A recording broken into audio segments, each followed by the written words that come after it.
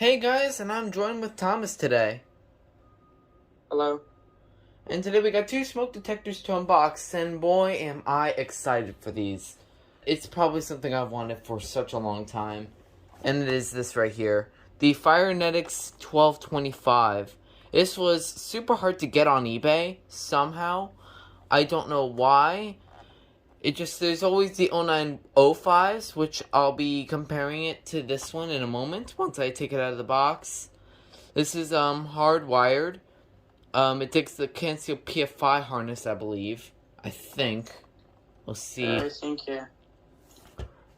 And the other one is the 1839ACI. This is probably the third different kind of horn. Because I have a piezo. Everybody has a piezo smoke alarm. The low frequency sounder, which the First Alert wireless smoke alarms use.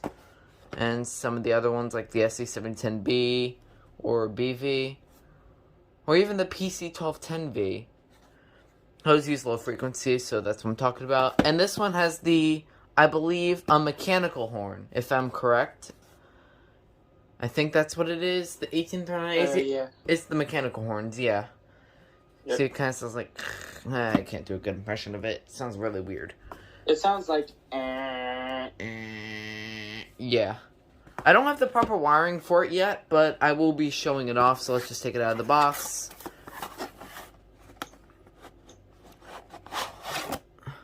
Here's the alarm. I'll show it in a second. So the box, pretty old box. So here's the owner's manual, they call it. User's manual, police see manual, whatever. Yeah. Tells you about the 1839ACI and how to hook it up, test it, and stuff like that.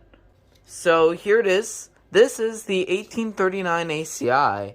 So as you can see, if I shine a flashlight, you can kind of see the horn. It looks different. You can see it has like a metal type of thing. It looks different from a piezo horn. It's not like the typical piezo that's like yellow. You can see this like metal. It's a mechanical horn. Don't know the best way to describe those kind of horns, but yes, it is a mechanical horn. The button.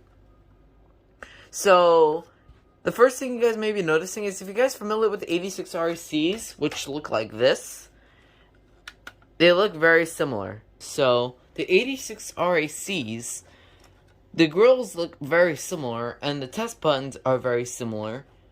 But, as you can tell, this one has no battery backup, but this one does.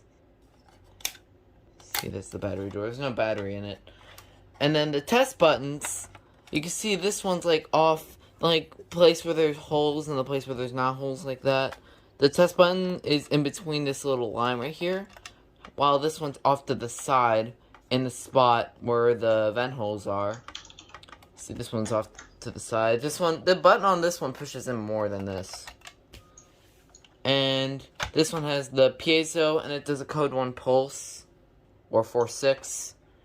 While this one has a mechanical horn continuous. And the mounting bases are also different. And as you can tell, this one has a wire plug and this one has the push-in terminals, similar to the 1839N, which I'll be showing in a moment. So, a little comparison to the 86 RECs. And now we'll do the 1839N, which also looks very similar. But as you can tell, the holes, the vent holes, are much bigger than the 86 RECs and the 1839ACIs. So as you can tell, it has bigger vent holes. The test button's in the middle, pushes the same way as the 1839ACI, and this one also has a piezo, but it does continuous instead of 4-6. And this one also has the push-in terminals, similar to the 1839ACI, just not the exact same format. And they both also have different mounting bases. So I have the whole set of these now, which is nice. So I have 86 REC, 1839ACI, and 1839N.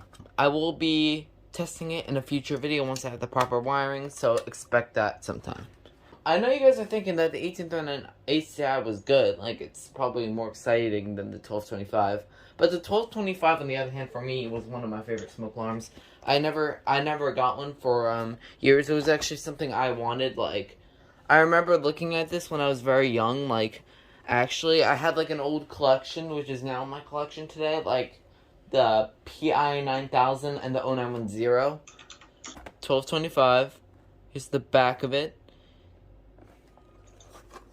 There's really nothing else I really should say about this box. It looks so much like the 0905's box. It looks a bit bigger, though, than the 0905's box. But, I don't know. Maybe that's just me.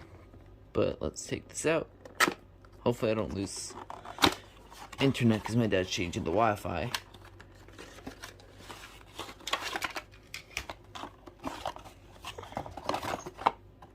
Should.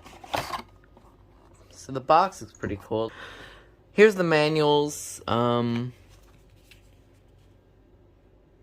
Yeah, model 1225, the manuals.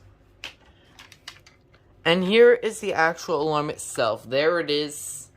And I think this looks actually really cool. So you see it's got its base right here, because it's hardwired. This is the one I have right here, which is the 0905. We compare that. They're both the same exact size.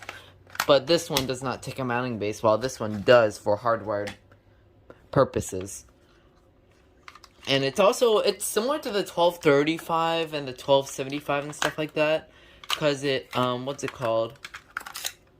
It has the punch out holes, like whatever you call them.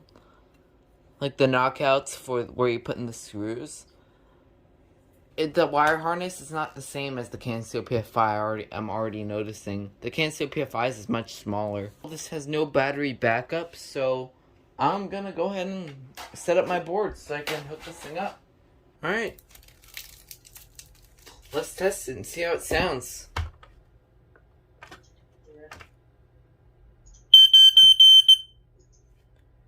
And it works. Let me see what happens. That's cool. And I think I might actually interconnect it with another alarm. Alright, this will be the 1235's first ever time testing. And yes, this does do code 3, so Jack was right.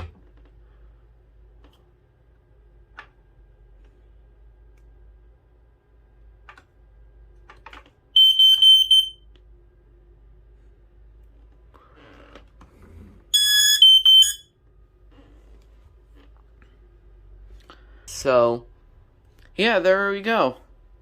That is the Fyrnetics 1225 and the testing of the 1235. That does code 3. So, you want to say bye? Bye, guys.